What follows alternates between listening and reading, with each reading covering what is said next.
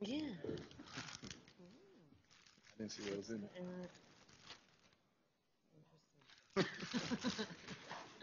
Interesting. All the lawyers have to sit over there. The lawyers and journalists. Yeah, however you like to. Do we need a little bit more space? Yeah, these are just a little token of my appreciation. You know, this was not a funded this is not a funded endeavor. So, uh, 5 minutes away. Yeah, I'm around here. Baseball. Let's see who I got. I love baseball. Professor, how are you today? It's supposed to be like our union or something.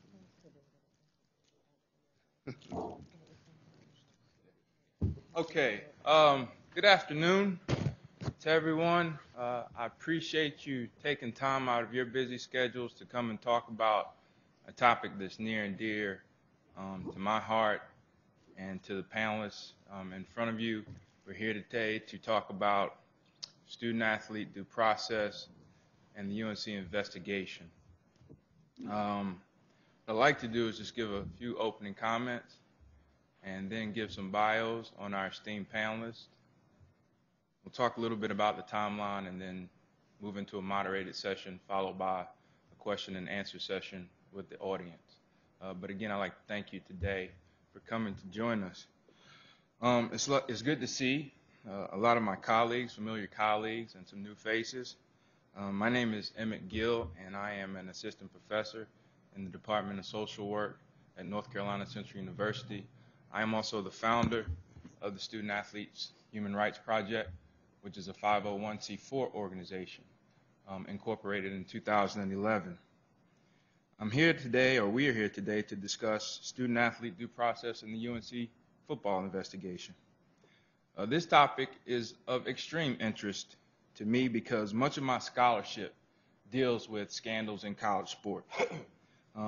Duke lacrosse, Rutgers women's basketball, Baylor men's basketball, and yes, the UNC football investigation.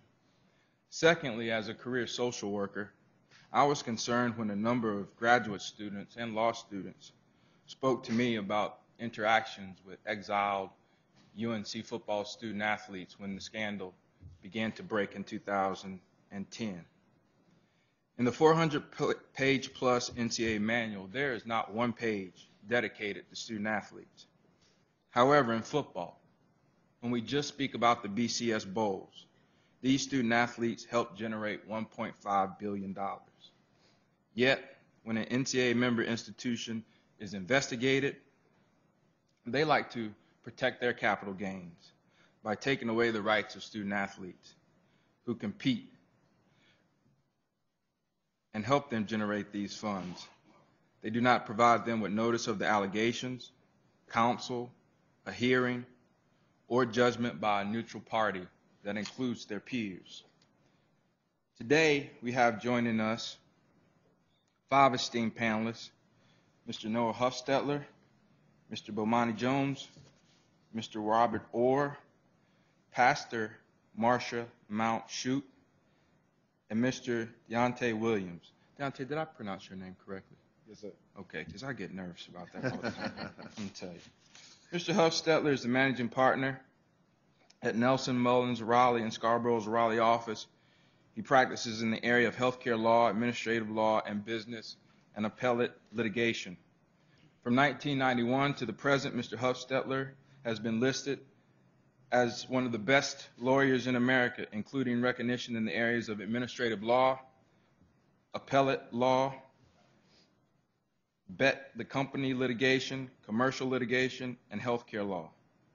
Active in the community, Mr. Huffstetler serves on the board of directors of St. Timothy's School and on the executive committee of the Triangle Heart Ball. He is also a sitting member of the board of trustees of the North Carolina Teachers and State Employees Health Plan. In 1976, Mr. Huffstetler earned a Juris Doctorate from the University of North Carolina School of Law, where he served as a member of the North Carolina Law Review. In 1973, he earned a Bachelor of Arts in History from the University of North Carolina, where he was a Morehead Scholar and a member of Phi Beta Kappa. Mr. Bomani Jones is a contributor to SBNNation.com and the former host of The Morning Jones on The Score on Sirius Channel 158. For years, he has written on sports, music, culture, and politics, including 3 years as a contributor and columnist for ESPN.com's Page 2. Bomani has been an on-air personality since January 2008 and joined The Score in 2010. Bomani has been featured on several television programs, including a documentary on Michael Jackson, broadcast all over the world. And in 2008, he was prominently featured in the Battle for Tobacco Road, Duke versus Carolina. Can't wait till March 3rd. An HBO sports commentary. And he contributed to 2011's Running Rebels, a documentary on HBO about the UNLV basketball team. Bomani has also served as an adjunct professor at Elon and Duke. Robert Orr recently joined Poynter Spruill LLP and will practice in the areas of general litigation and legislative and regulatory advocacy. We're hoping that's also advocacy for student athletes. Justice Orr has served on the Board of Visitors for the North Carolina Central University School of Law since 1993, and he is also an adjunct professor of law there, where he teaches appellate advocacy and state constitutional law. Judge Orr currently serves as a conference chair for the Southeast Regional Judicial Conference on Genetics in the courtroom, scheduled for September 2000. Over and done with. Judge Orr, importantly, spent almost 10 years as a member of the Supreme Court and 8 years on the Court of Appeals. Justice Orr was initially appointed to the bench by Governor Jim Martin in 1986. He was elected 4 times statewide by the voters of North Carolina, twice to the Court of Appeals and twice to the Supreme Court. Throughout his career, Justice Orr has served on numerous professional boards and commissions, including member and chairman of the Secretary of the Interior's National Park System Advisory Board, Vice President of the North Carolina Bar Association, and Chair of the Southeastern Conference on Genetics in the Courtroom. Justice Orr, established the NCICLS's Litigation and Educational Services after retirement from the North Carolina Supreme Court in 2004. Justice Orr also received his undergraduate degree from the University of North Carolina at Chapel Hill and served in the U.S. Army. From 1968 to 71, he graduated from UNC Chapel Hill School of Law in 1975. Pastor Marsha Mount Shute is the author of Less Bones Dance, Embodiment and the Body of Christ, and a blogger at marshamountshoot.com. Since November, her blog series entitled Calling Audibles has been a popular destination for sports fans, particularly those concerned about the UNC's NCAA investigation. Dr. Mount Shute has a Master's of Divinity degree from Vanderbilt in Nashville, Tennessee, and a PhD in Religious Studies from Emory in Atlanta, Georgia. She is an ordained minister of Word and Sacrament in the Presbyterian Church and has served for churches in Chicago, Illinois, Oakland, California, and Tampa, Florida, and Chapel Hill, North Carolina. Her writing, teaching, ministry, and studies have focused on issues of power, race, justice, embodiment, and transformation. She is currently working on a book on sports and theology. Her husband, John, who's in the audience today, has been coaching football in the NFL and at the Division I college level for 21 years. He is also the former offensive coordinator and quarterbacks coach at the University of North Carolina, Chapel Hill.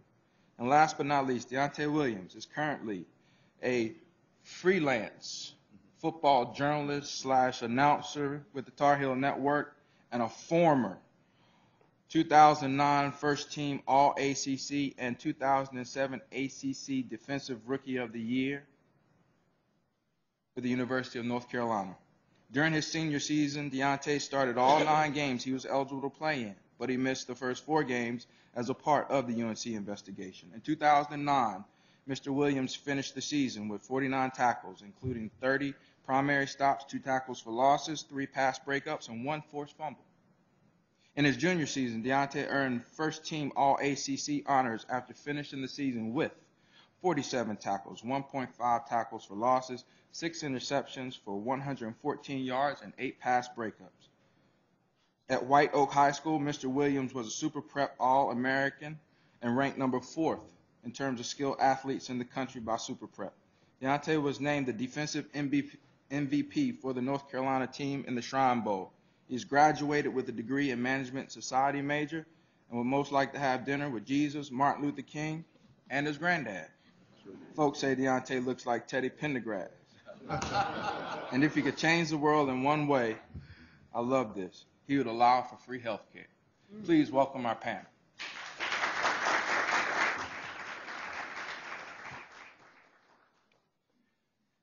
I'm going to try and speak as little as possible today, but I thought that it would be important that we have set sort of a context for the UNC investigation for some folks who may not have observed it as closely as some of us may have. But in June 2010, NCAA investigator Chance Miller sends North Carolina interview notice form. On the 24th and 29th, after searching through emails from Mike McAdoo and Jennifer Wiley, McAdoo again was interviewed by the NCAA enforcement staff. In late August 2010, Devin Ramsey is told upon leaving practice that he needs to meet with athletic representatives immediately after showering. We provide a little bit of context for this timeline. This timeline is more so relevant to Mr. Mike McAdoo and Devin Ramsey.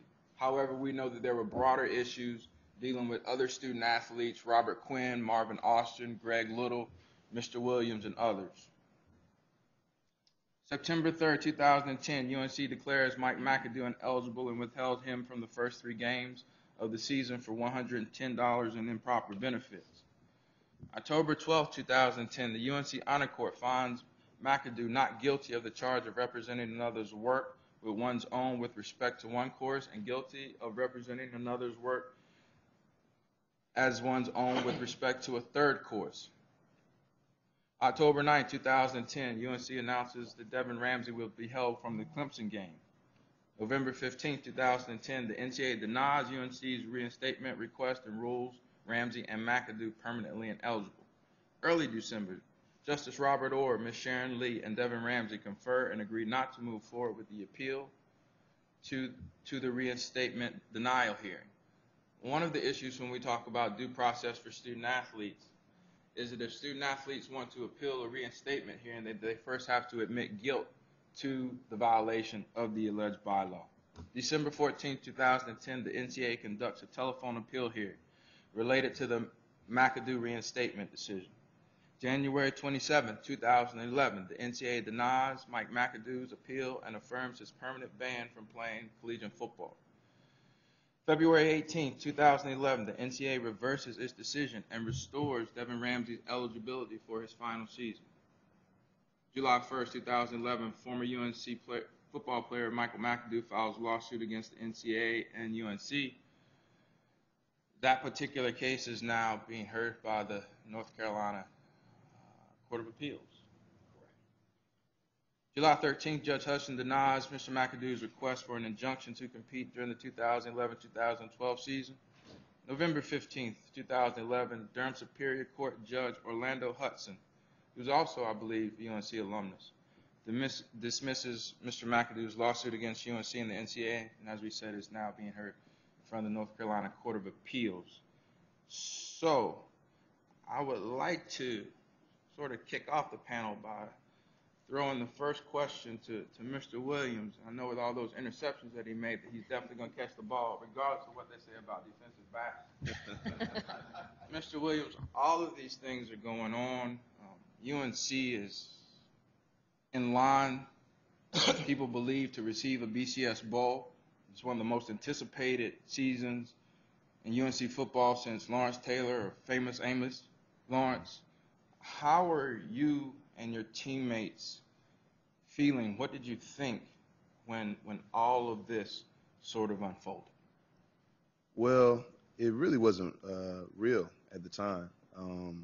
It was kind of a shock, although I've kind of heard things about that, that they might come or things of that nature, but no one really thought that they would come. When we received the notice, and we were kind of made aware of everything. It was kind of people trying to get their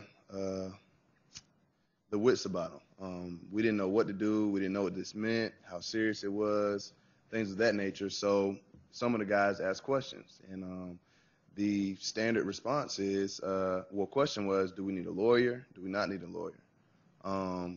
The response that we got from those guys was, if you didn't do anything, you don't need a lawyer. At least that's what I was told. So I felt like I didn't do anything wrong, so I didn't get a lawyer. We went about through the process, and throughout the thing, it kind of felt like we needed someone that understood some legal jargon. Some of the situations, some of the things that was said was made conspicuous because of lack of information and helped them maybe rule in the favor that they did. Right or wrong, what guys did, we just weren't made aware of how serious it was, I think. I think that was a major mistake with everything.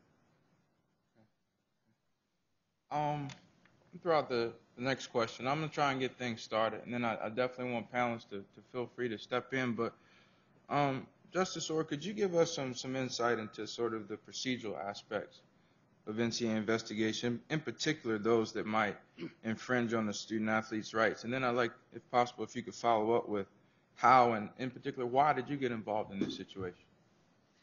Well, I have to say, when I first became aware of what was going on, I was like all the other fans and people out there just reading the media accounts about these alleged violations and the like, and very little real information was provided. And I will confess, I love college sports. I love the Tar Heels. I was in Atlanta for the LSU game to kick off the season. What do we have, 13 players that were suspended and unable to play in that game. And it wasn't until, I guess, October when I read a story about Devin Ramsey, who had been the starting fullback and had been suspended and then declared ineligible by what I thought was the NCAA. And I read a story where his mother had driven down from New Jersey and met with a reporter and said, this simply can't be right. My son has been found guilty of academic fraud involving a 3-page paper that, frankly, he doesn't even remember from 2 years ago. And through that story and my contact with the reporter, I talked with Ms. Lee and then with Devin and began to represent him.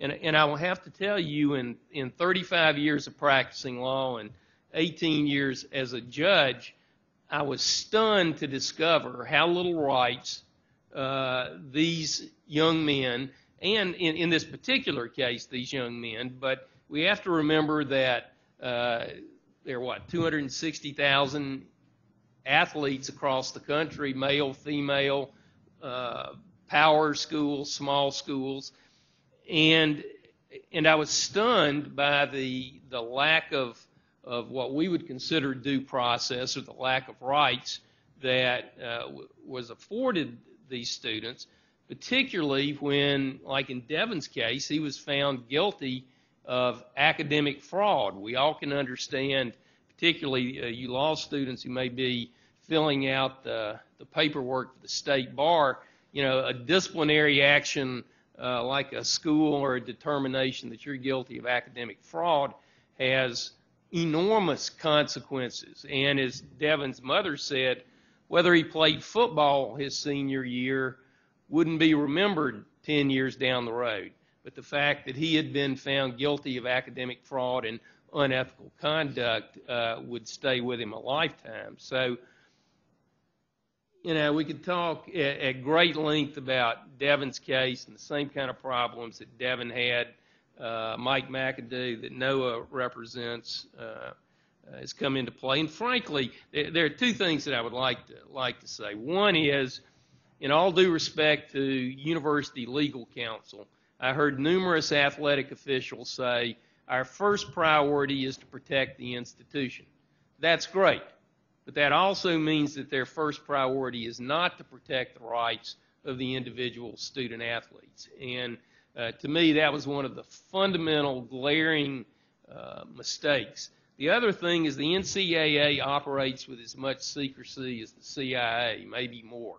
The university, the athletes are all told, you can't talk about this. This is an ongoing NCAA investigation. If you talk about it, you could be punished further. And then they throw in the federal education, what is it? Amendment. Yeah, the FERPA, as it's called, invoking this shroud of secrecy.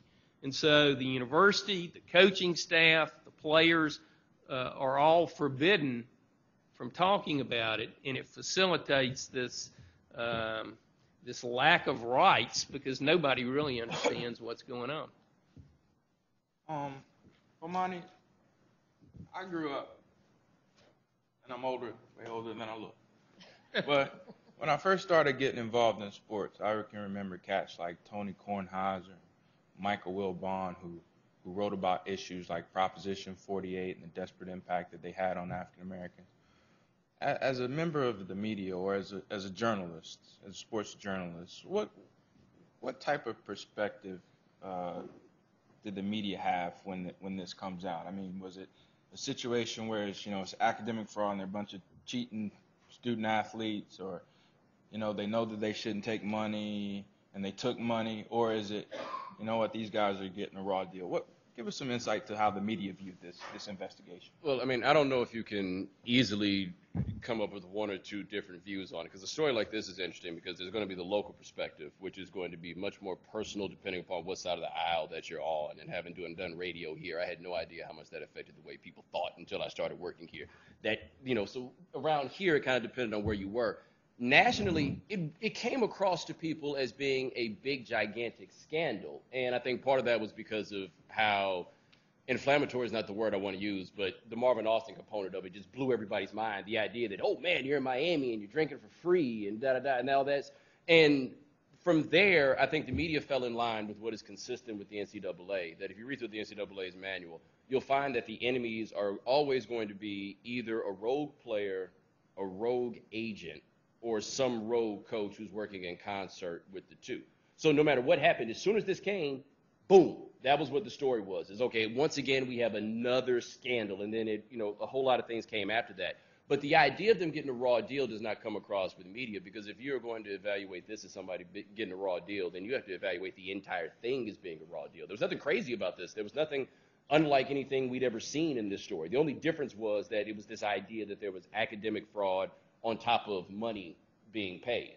But past that, I think the media is by and large trained that when the NCAA says that somebody did something wrong, especially when it has anything to do with money, then we know who's wrong right there. It's over. Kids aren't supposed to take any money. There's no excuses, nothing else for it. And that really, if you read media accounts of all of these things, is pretty much what you're going to find up and down the line. Marcia, your coach's wife. And I know I've witnessed movies like Lord Road, Friday Night Lights, that coach's wife is very much involved in things that go on.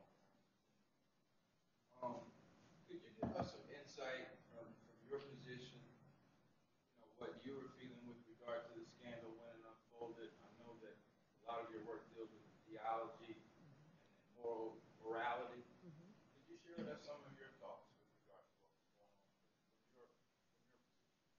Sure. I would echo how a lot of people have already described it, that when it first happened, there was just so much secrecy and silencing that a lot of relationships, i.e. relationships between coaches and players and between players and coaches' wives, that are normally close and very honest, and we weren't supposed to talk about it. We weren't supposed to share with each other how we felt. And so there was immediately this kind of isolating that happened.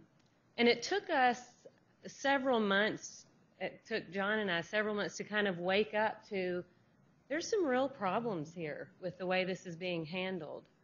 From an ethical and theological standpoint, I felt like there were clear marks of a lack of transparency, which often means there's an abuse of power of some sort. I was very worried about the players, especially the ones that we were close to, like Devin, that they didn't have an advocate, that there was no one trying to kind of help them walk through what was happening, and that we were kind of, our hands were tied. And by the time we woke up to how horrible everything was, they had fired Butch Davis, and then it was like every man for himself. So, and every woman for herself. But I think that another thing people need to understand is often in these situations, coaches are kind of sidelined. When they're the ones that spend the most time with the players, they're the ones that know them intimately. They were locked out. They weren't allowed to counsel the players on this stuff. They weren't allowed to be there for them. And so it was a very disturbing and heartbreaking situation. And when we finally felt that it was time for us to speak out, you know, John was pretty much told if he spoke out, he would be fired. And so that's when I started writing my blog, because they couldn't fire me. But they ended up firing all the coaches anyway, and we just felt like we had to speak out. I definitely want to bring this stuff into the fold here, but I want to have a quick follow-up. When you say coaches locked out, do coaches know, for example, did they know what Mr. Williams was allegedly accused, what bylaw he was allegedly accused of violating, or Devin or Mike, did they know? Not totally. We were given little snatches here and there of information. And it's only after everyone has been fired that really we've gotten together with other coaches, including Butch Davis, and realized that nobody knew the whole story. And for instance, with Devin Ramsey, you know, Devin shared with us some things, but it was only kind of after the fact that he felt free to kind of say, here are some problems. And still, Devin was trying to just do the right thing by the university so he could play. So it still wasn't something he was able to kind of take a step back from and be in any way critical of the university, because he certainly still needed them to be on his side. So I would say it was a real fracturing of relationships, the relationships that matter. And I would add, too, that one of the most disturbing aspects of the lack of transparency of how the university handled the situation was that there were never any dialogues, no discussions with the coaches about what the problems really were or what the situation really was. So that's another way they were locked out. They were not involved in the kind of university dialogue about how we could address these problems. I'm certainly, like, as I alluded to earlier, I'm an assistant professor in the Department of Social Work. I'm not an attorney, but I watch various marathons of law enforcement.